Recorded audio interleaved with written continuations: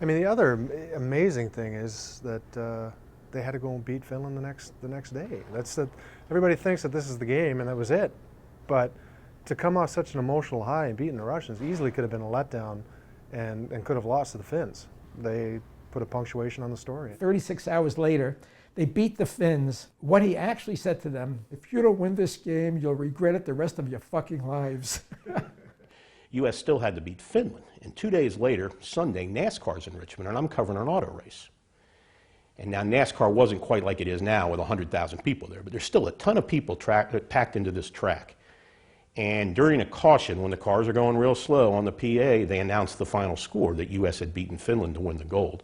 And the place went crazy. And what was really cool is that every driver stuck that hand out the window and pumped his fist, and the place went crazy, and people are hugging and high-fiving, and most of them probably couldn't name a hockey player, but the U.S. had won a gold medal. There was an article in Sports Illustrated, and the author of the article asked Herb, you know, at that moment, when the final seconds ticked down and you knew you were going to win the gold medal, what were you thinking about?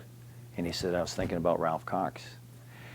And I'm reading the article and I'm thinking, that's unusual.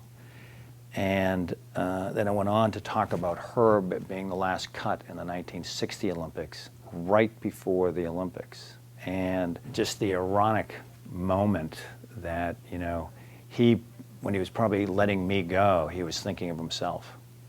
They beat Finland. To be honest with you, it was more important than the U.S.-Russia game. Because the Finland game, they had to win to become the gold medalist. Absolutely nobody expected that the U.S. team would come that far.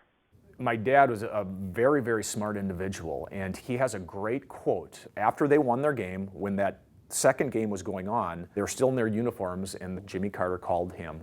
Walter Mondale was in the locker room as well. And he says to Carter, this is a big deal now, Mr. President, sir. Mark my word, as time passes, this will get bigger and bigger. And he was exactly right.